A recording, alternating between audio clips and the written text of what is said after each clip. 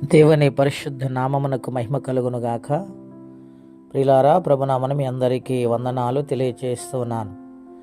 దేవుని వాక్యాన్ని ధ్యానిందాము. సామెతల గ్రంథం 3వ అధ్యాయము 5వ వచనం. నీ స్వబుద్ధిని ఆధారము చేసుకొనక నీ పూర్ణ హృదయముతో యెహోవా యందు నమ్మిక ఉంచుము.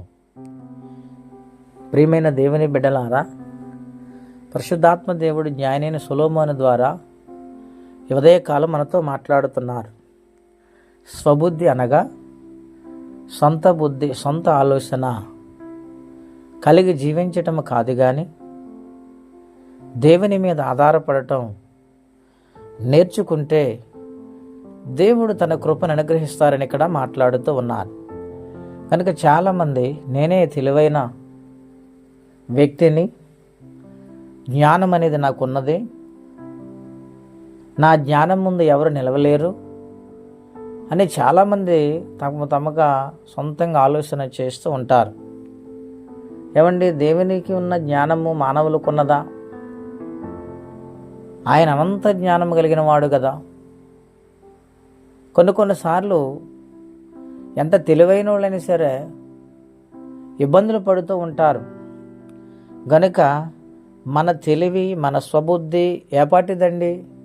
దేవుని మీద ఆధారపడటం నేర్చుకుంటే ఎలాగో నడిపించాలో, ఎలాగో జీవించాలో ఆయన ఆలోచన మనకు అనుగ్రహిస్తారు. కనుక దేవుని మీద ఆధారపడిన వారు ఎన్నడూ ఆయన విడిచిపెట్టడండి. ప్రియులారా, పితరుడైన యాకోబు దేవుని మీద ఆధారపడ్డాడు గనుక, దేవుని సన్నిధిలో తన జీవితాన్ని సమర్పించుకున్నాడు గనుక యాకోబుని దేవుడు ఇశ్రాయేలుగా మార్చి ఉన్నతమైన జీవితాన్ని ఆయనకు అనుగ్రహించారు. ఈ ఉదయకాల సమయంలో వాక్యం వింటున్న బిడలారా, కొన్నిసార్లు మన ఆలోచనలు మనల్ని చెడగొడతాయి.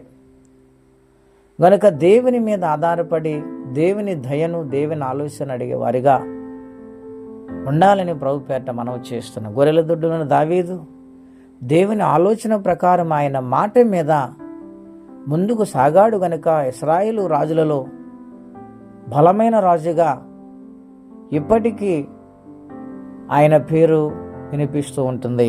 కారణం ఏమిటంటే దేవుని మీద ఆయన ఆధారపడ్డాడు.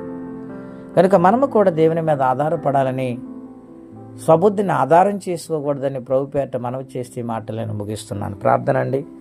అత్యంత కృప కలిగిన దేవా, మహోన్నతమైన మీ నామము కొరకై వందనాలు, స్తోత్రాలు చెల్లించుచున్నాం.